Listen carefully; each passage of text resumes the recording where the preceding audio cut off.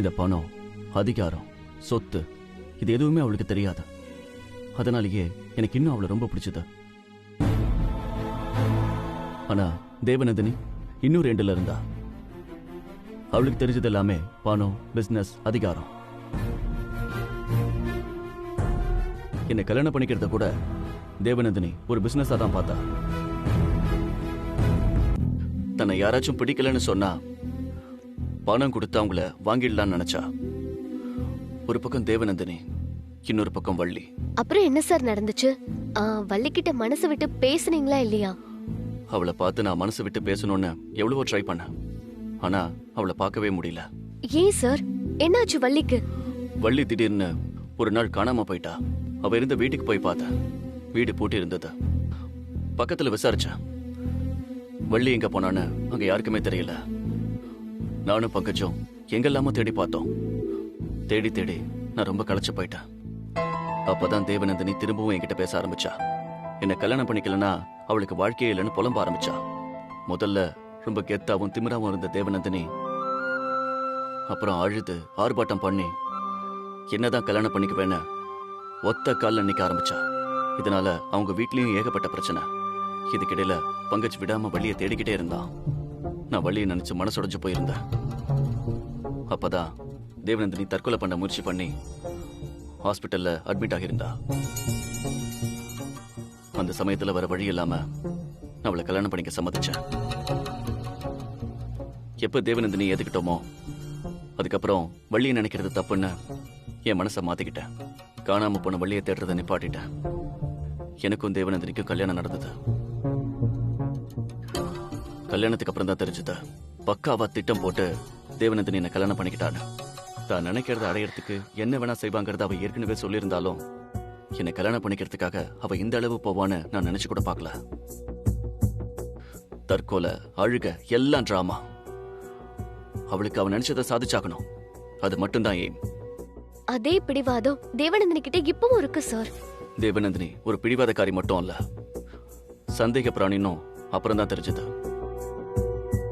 நான் எங்க போனாலும் தேவநந்தினி என்ன கண்காணிக்க ஆரம்பிச்சா. நான் யார் கூட பேசுறேன், என்ன பேசுறேன்னு தெரிஞ்சுக்கிறதுல ரொம்ப குறியா இருந்தா.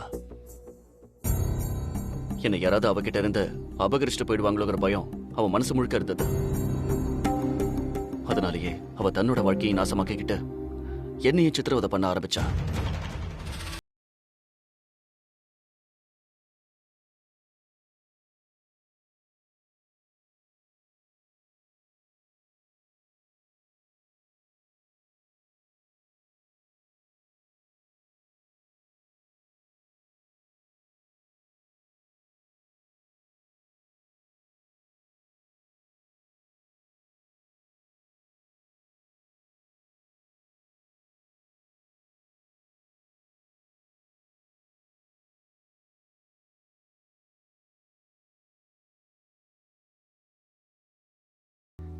நான் ஒருத்தங்கிட்ட ஃப்ரெண்டா நினைச்சு பழகுனேன்.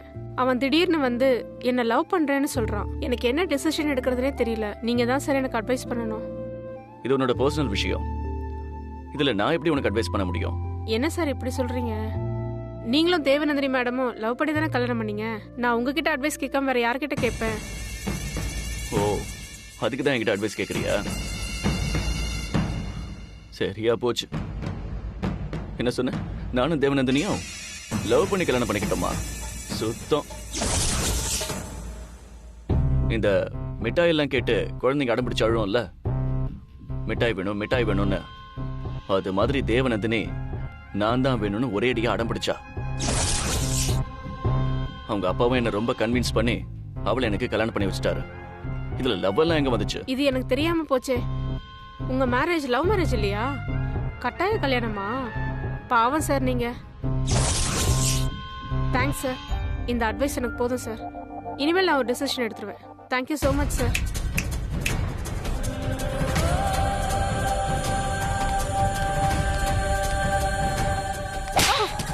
தேவநந்தினி, உனக்கு என்ன பைத்தியமா? ஏன் அவளை அடிச்ச? ச்சீ, நான் மிட்டாய் கழற குழந்தையா?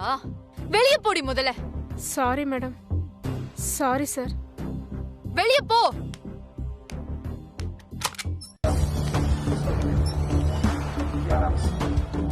அவ நம்ம கம்பெனியோட ஸ்டாஃப். அவளை அடிக்க உனக்கு எந்த ரைட்ஸும் கிடையாது. கோவம் வந்தா நீ என்ன வேணா பண்ணுவியா? அவ ஏதோ சொன்னா, நான் கேஷுவலா ஜோக் பண்ற மாதிரி சொன்னேன். அதுக்காக அவளை இப்படியே அறைவ? சின்ன பொண்ணு அவ. உனக்கு ஏன் தலைகால் புரியாம கோவம் வருதுன்னு எனக்கு புரியவே இல்லை. உனக்கு கோவம் வந்தா நீ என்ன பண்றன்னு உன் புத்திக்கு உரைக்கிறதே இல்லை. இவ்வளவு கோபம் நல்லதுக்கு இல்ல தேவநந்தினி. உன் கோவத்தை குறைச்சிக்கோ. அதான் நம்ம வாழ்க்கைக்கு நல்லது. இவ்வளவு சொல்ற, சரின்னு கூட சொல்ல மாட்டியா? சுவாதி கிட்ட உன்னை பத்தி சொன்னது நான். நீ ஏன் அவளை அரைஞ்ச? நீ பண்ணது தப்பு. ஏன் தேவநந்தினி இப்படி இருக்க?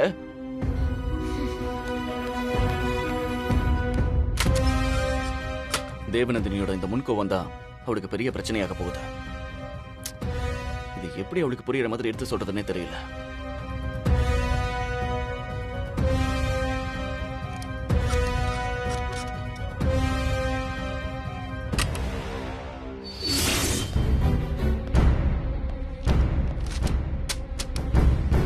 நில்லு தேவநந்தினி. இன்னைக்கு நீ ஆபீஸ்ல நடந்துகிட்ட விதம் ரொம்ப தப்பு. 1000 இருந்தாலும் சுவாதி நம்ம ஸ்டாஃப். அவளை நீ கை நீட்டி அரைஞ்சிருக்க. என்னால இதை ஏத்துக்க முடியாது.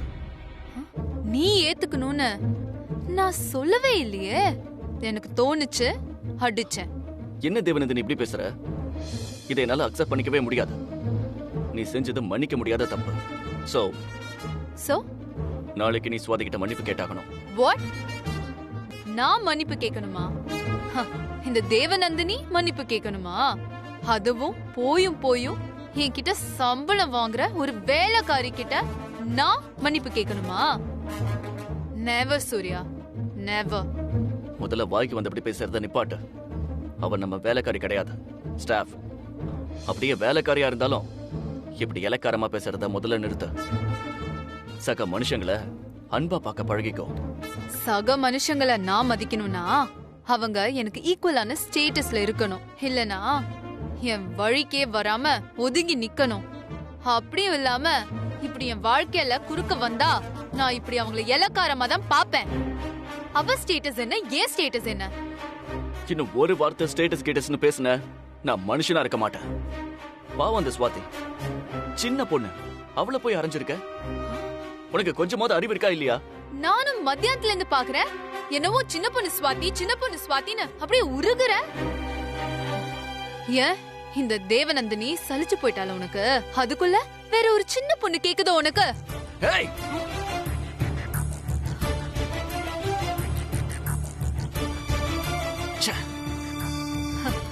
ஓ, சுவாத்திய சொன்னா என்ன நீ அடிக்க கூட வருவியா? என்ன சூர்யா, புது பழக்கம்? நான் ஆபீஸ்க்கு வந்து கதவை திறந்து பாக்குறேன்.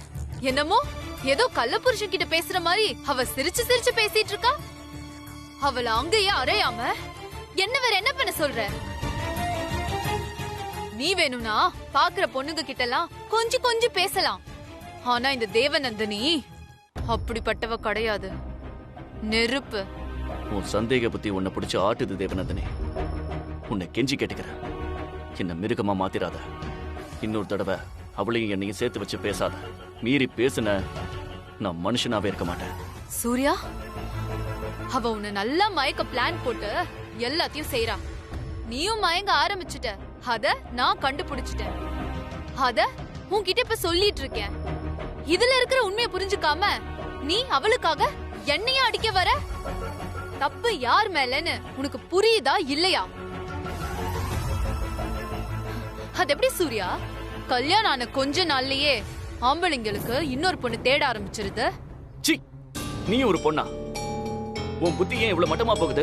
மட்டமா பேசுறது நானா இல்ல மட்டமா நடந்துக்கிறது நீங்க ரெண்டு பேருமா? முடிவே பண்ணிட்டியா? ஏன் தேவநந்தினி இப்படி இருக்க?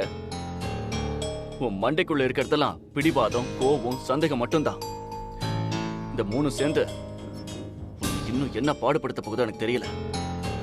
நான் உண்மையை கண்டுபிடிச்சிட்டேன்னு என் மேல பழி சொல்லி தப்பிக்க பாக்காத சூர்யா. அவகிட்ட மயங்கிட்டேன்னு வெக்கப்படாம ஒத்துக்கோ. நாய்க்கு பிஸ்கெட் போடுற மாதிரி பணத்தை கொடுத்து அவளை செட்டில் பண்ணிடுறேன். எப்படி தேவநந்தினி உன்னால இவ்வளவு கீழ்த்தரமா யோசிக்க முடியுது? ஏன்னா நீங்க ரெண்டு பேரும் உலகமே தெரியாம சிரிச்சு சிரிச்சு பேசிட்டு இருந்ததை என் ரெண்டு கண்ணால நான் நான் பார்த்தேன். அதான் ஒரு பொண்ணும் ஆணும் சிரிச்சு பேசினாலே அவங்களுக்குள்ள ஏதோ தொடர்பு இருக்குன்னு அர்த்தமா? முதல்ல இந்த கேவலமான எண்ணத்தை விட்டுரு. இது நம்ம வாழ்க்கைக்கே நல்லதில்ல. இதுக்கு மேல உங்ககிட்ட பேச எனக்கு தெம்பு இல்ல. எனக்கும் சுவாதிக்கும் மத்தியில எந்த தப்பான உறவும் இல்ல. அவ எனக்கு தங்கச்சி மாதிரி. தேவநந்தினி, கடைசியா சொல்றேன், உன்னை மாத்திக்கோ. இல்லனா மனசு விட்டு பேச ஒரு ஆள் கூட இல்லாம நீ நிர்கதியா நிப்ப. Mind it.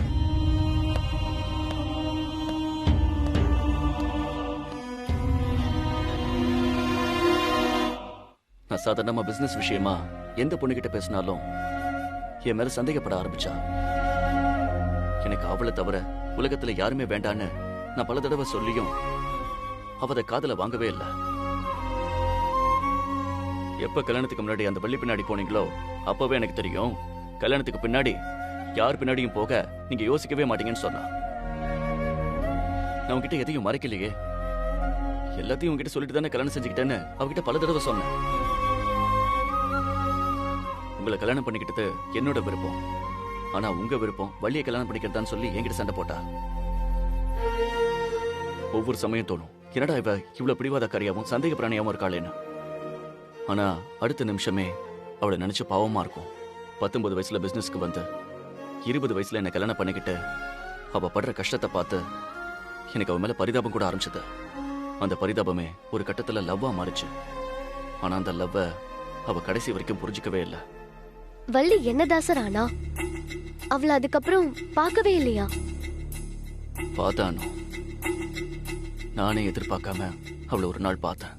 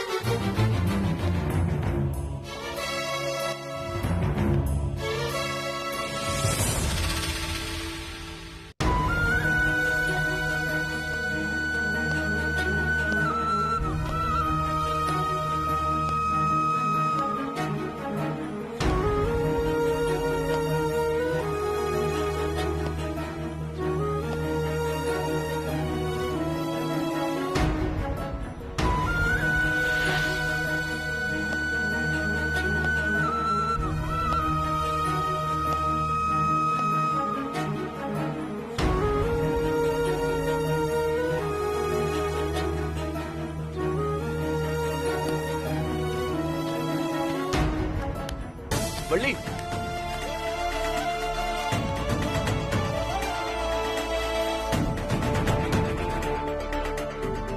அதுக்குள்ள எங்க போனா?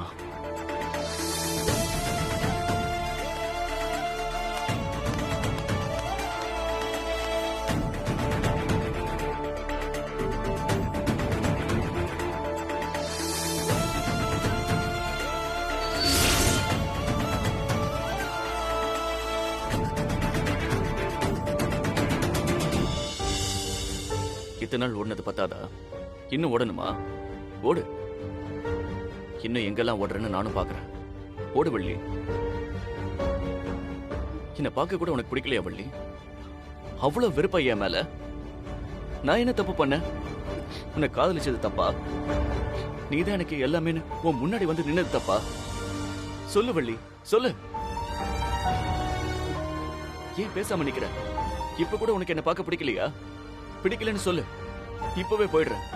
உன் கண்ணிலேயே முழிக்க மாட்டேன். சொல்லு வள்ளி. என்ன எதுவும் கேட்காத சூர்யா. தயவு செஞ்சு இங்க இருந்து போயிரு. இனிமே நான் உன் கண்ணிலேயே பட மாட்டேன். இனிமே நான் உன் கண்ணுல படவே மாட்டேன். என்னை விட்டு போயிரு சூர்யா. அதான் ஏன்னு கேக்குறேன். என்ன லவ் பண்றேன்னு நீ சொன்னல. நான் கொடுத்த ரோஜாவை ஆசையா வாங்கிக்கிட்டல. அப்புறம் ஏன் என்ன விட்டு போன? எல்லாம் என் தலை எழுத்து. உன்னை கல்யாணம் பண்ணிக்கிறதுக்கு எனக்கு அதிர்ஷ்டம் இல்ல. விடு சூர்யா. நடந்து முடிஞ்சதெல்லாம் முடிஞ்சதாவே இருக்கட்டும். ஒரு வார்த்தை கூட சொல்லாம என்ன தவிக்க விட்டு போறதுக்கு உனக்கு எப்படி மனசு வந்துச்சு வள்ளி? எத்தனை நாள் எங்கெல்லாம் உன்னை தேடி அலைஞ்சிருக்க தெரியுமா? தெரியும், எல்லாம் தெரியும். தெரியுமா? தெரிஞ்சுமா என்ன பார்க்க வராம இருந்த? அதெல்லாம் முடிஞ்சு போன விஷயம். இனிமே பேசி பிரயோஜனம் இல்ல. என்ன மறந்துரு சூர்யா. இல்ல, எனக்கு தெரிஞ்சாகணும். நீ எங்க போன, ஏன் போன?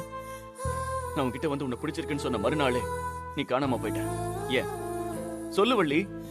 எங்க அப்பாக்கு ஆந்திரால நல்ல வேலை கிடைச்சது. அதான் குடும்பத்தோட போயிட்டோம். ஆந்திரால எங்க என்ன வேலை சொல்லு. உன்னால சொல்ல முடியாது. ஏன்னா நீ சொல்றதெல்லாம் போய். ஆந்திரால வேலை கிடைச்சா அப்படிதான் நைட்டோட நைட்டா அக்கம் பக்கத்துல கூட சொல்லாம ஓடி போயிடுவீங்களா? உனக்கு தான் பொய்யே சொல்ல வராது வள்ளி.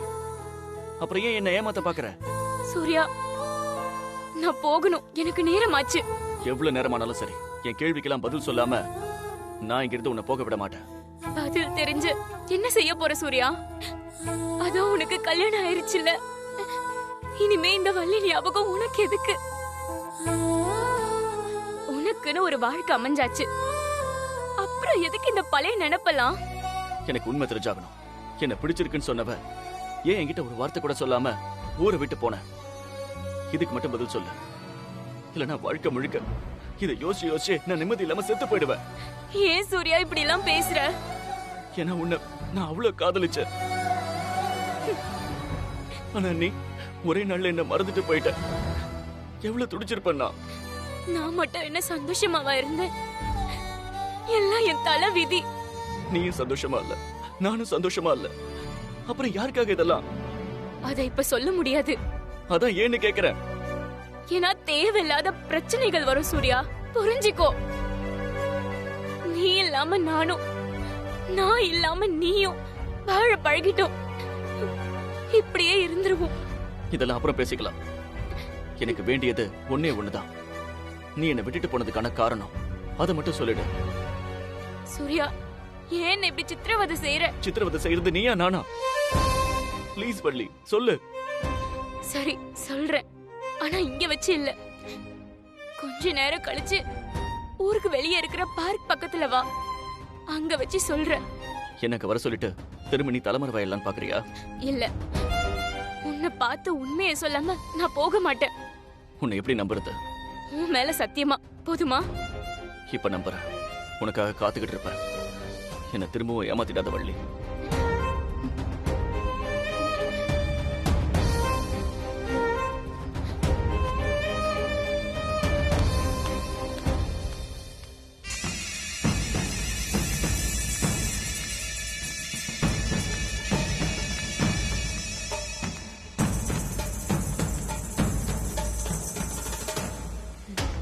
சூர்யா, எங்க போன சூர்யா? உனக்காக எவ்வளவு நேரமா வெயிட் பண்ணிட்டு இருக்கேன்.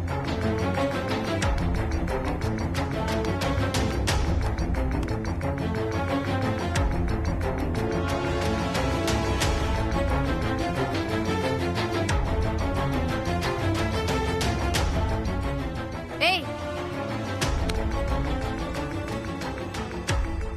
அம்மா, போய் ஒரு டீ கொண்டு வா.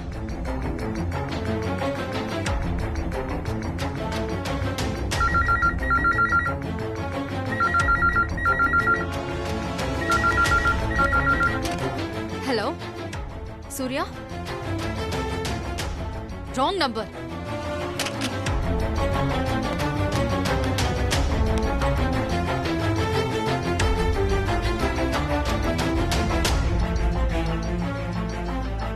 அம்மா, என்னது? டீமா? நான் உன்கிட்ட என்ன கேட்டேன்? டீ தாம்மா கேட்டீங்க. இல்ல, நான் உன்கிட்ட காஃபி கேட்டேன். இல்லம்மா, நீங்க டீ தான் கேட்டீங்க. ஹே, நான் சொல்றேன் காஃபி தான் கேட்டேன்னு. என்னையவே எதிர்த்து பேசுறியா? எனக்கு தெரியாதா நான் என்ன கேட்டேன்னு? தெரியாம டீ கொண்டு வந்துட்டேன்னு சொல்லிட்டு உள்ள போடி. இல்லன்னா இன்னைக்கு உன்னை அவங்க சும்மா விட மாட்டாங்க. இல்லம்மா, எனக்கு நல்ல ஞாபகம் இருக்கு. நீங்க டீ தான் கேட்டீங்க. நான் காஃபின்னு சொன்னத காதுல வாங்காம நீ டீ கொண்டு வந்திருக்க. அதையே சாதிச்சுட்டா இந்த தேவநந்தினிய ஏமாத்திரலாம்னு நினைக்கிறியா? இப்படி பொய் சொல்ற ஒருத்தி எனக்கு தேவையே இல்ல. Get out. உனக்கு இங்க இனிமே வேலை கிடையாது. Get out. எல்லாரும் நல்லா கேட்டுக்கோங்க. என்கிட்ட போய் பேசணும்னு நினைச்சீங்க, உங்களை சுட்டு பொசுக்கிறதுக்கும் தயங்க மாட்டேன். Be careful. போ.